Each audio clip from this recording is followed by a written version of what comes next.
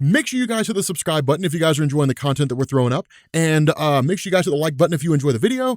And yeah, let's begin.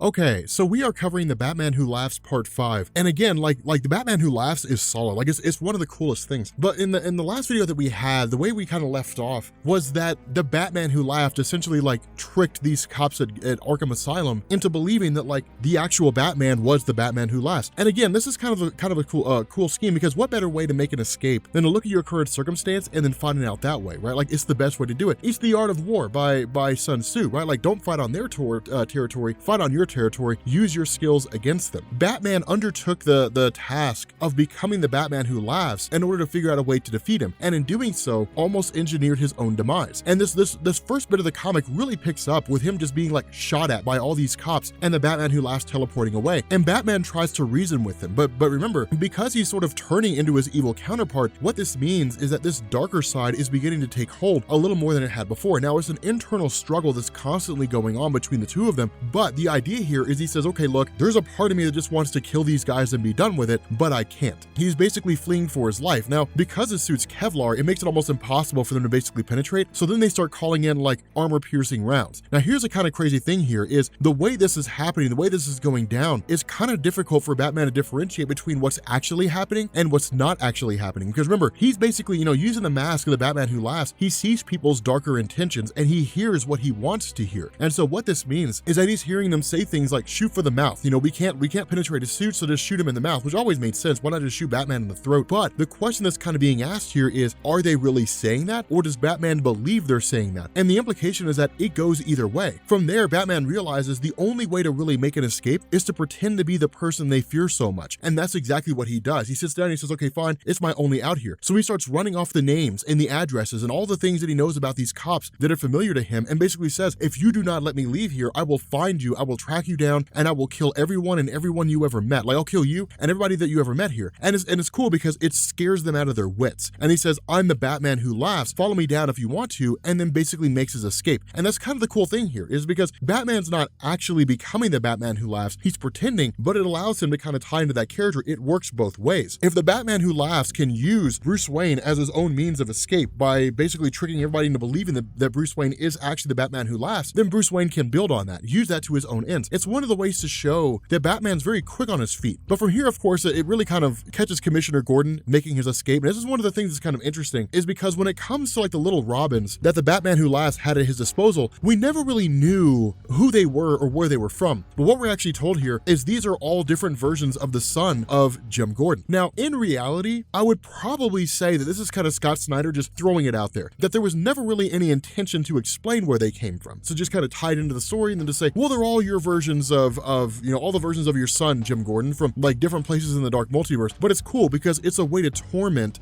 Jim Gordon. Now remember, this is basically like the Punisher Batman, more or less, who's people, you can call him whatever you want to, but like it's Punisher Batman, more or less, is really what it is. But basically it's him just kind of tormenting Jim Gordon. Remember, the vendetta between the two is really only one-sided. That in the universe that he comes from, the Grim Knight is basically a guy who was like defeated by Jim Gordon. He was a vigilante Punisher Batman who was eventually caught up to and defeated by Jim Gordon. In Jim Gordon's eyes, he's just kind of a crazy guy and a maniac. But in the Grim Knight's eyes, it's, hey, like you defeated me in your universe, so I'm going to defeat you in yours. It's kind of a twisted sort of scenario. But again, in the midst of all this, Jim Gordon making his escape, he's caught up to by his son, and basically, his son kind of helps him get out of there and recover and so on. But from here, we switch over back to the Batman Who Laughs in one of the coolest parts of the story, because the question's asked, like, why have you come here? And it's like, well, I came here because I wanted to address you, because I wanted to talk to you, because I have a small favor, and so on and so forth. And it's kind of this disembodied voice. And as soon as I heard that, as soon as I saw that, I was like, okay, he's talking to the Court of Owls. And that's exactly what it is. It's one of the coolest things. The Batman Who Laughs meets the Court of Owls. And this is awesome because the Court of Owls is like this really clandestine organization that ran Gotham behind the scenes. We know that from Scott Snyder's run on the New 52 Batman. And it's so cool to see him kind of wrap back around to what he originally created and sort of tie it in to the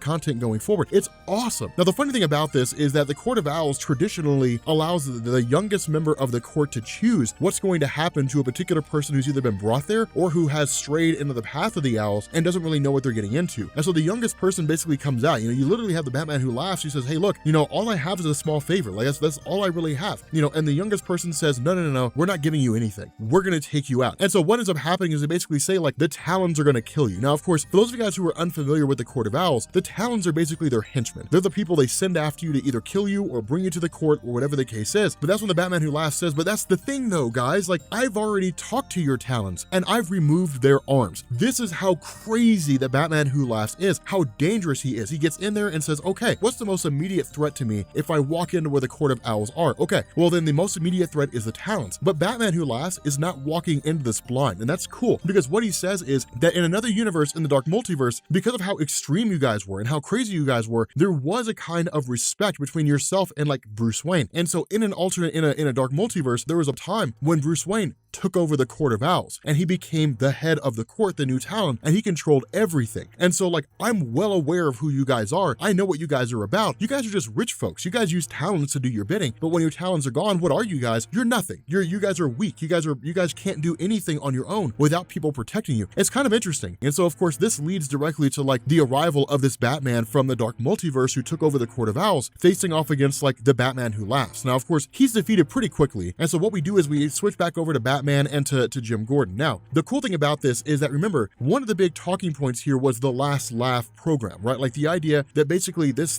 could be activated and initiated and it would cut Gotham off from like the rest of the world, right? Like it would cut it off from the rest of the United States. Water, electricity, the whole 9 yards, everything would be cut off and Gotham would become a totally self-contained ecosystem. And Batman's plan with Commissioner Gordon was to do that, was to activate the last laugh program to cut Gotham off to make sure that nothing that Batman who last put in the waterways could be expanded and basically extended out into the rest of the country. But that's when Batman begins to think, well, that's what the Batman who laughs wants. It's kind of crazy. It's kind of like, well, what if this is what he wanted all along? What if what the Batman who laughs wanted all along was for Gotham to be closed off? Was for Gotham to become its own source of power, for Gotham to be isolated and removed from everything and to become its own place? But if he did, then the question is why? And that's when he gets a call from the Batman who laughs and he's told, do not answer that call. Do not respond to that call, where he kind of takes his hand off the device and says, no, we will give it a minute or two, because you got a 2-minute countdown, right? Like once the first hand is put on there, it takes a 2-hand system. Once the first hand is put on there, you've got 2 minutes in order to activate the whole thing. And that's when he basically says, okay, let's see where this goes. Let's see what happens with this. He's talking to the Batman who laughs, and the Batman who laughs says, you don't understand the true basis behind Gotham. Now, this is kind of a cool thing. There will be those who will kind of look at that and say, oh man, here we go again. Batman doesn't know everything about Gotham, whatever. Like the cool thing about this is I love the idea that Scott Snyder introduces this idea that Batman doesn't know as much about Gotham as he thinks he does. And that's what's so awesome, is because what it does is it almost kind of paints Batman in this light of being arrogant. That Batman, you're not as smart as you believe you are. And that's what the Batman who laughs basically says, that the way that Gotham was originally built, the way it was originally designed, Gotham was designed to be a seat of power. That Gotham was designed to be a city where the person who ruled it could essentially extend their influence out to the rest of the world in a myriad of different ways. You could cut it off, you could shut it off from the rest of the world, and you could say like Gotham is totally isolated and alone. And this is awesome because again, like it gives like whoever it is that controls Gotham or who's sitting on Gotham, if this last laugh program is operated, will essentially be able to like operate outside of the United States and do their own thing. Like you can poison the rest of the world and Gotham will be fine. And that's kind of the cool thing here, is because what ends up happening is like Batman is literally being talked to by Jim Gordon, and they're saying like, don't listen. Alfred's coming in, Alfred's chiming in, don't listen. And Batman can't help but listen. Batman can't help but hear what's going on. And what he ends up doing is actually agreeing with the Batman who laughs. The Batman who laughs says like, press the button, put your hand, cut Gotham off from the rest of the world. Let Gotham be what it's supposed to be. Let it be its darker side. And Alfred is kind of crazy. Alfred chimes in for a second and says, hey, look, like you're not supposed to do this. You are the living heart of Gotham. You're the guy that tries to make the city a better place. And Batman's response is, and it hasn't worked. He's not fixing anything. And so what ends up happening is like in the final moments of this, Batman puts his hand on the machine and basically follows through with the plan of the Batman who laughs and shuts down the entire connection between Gotham and everything else. And so essentially Batman has joined the Batman who laughs, and it's pretty awesome. Like it's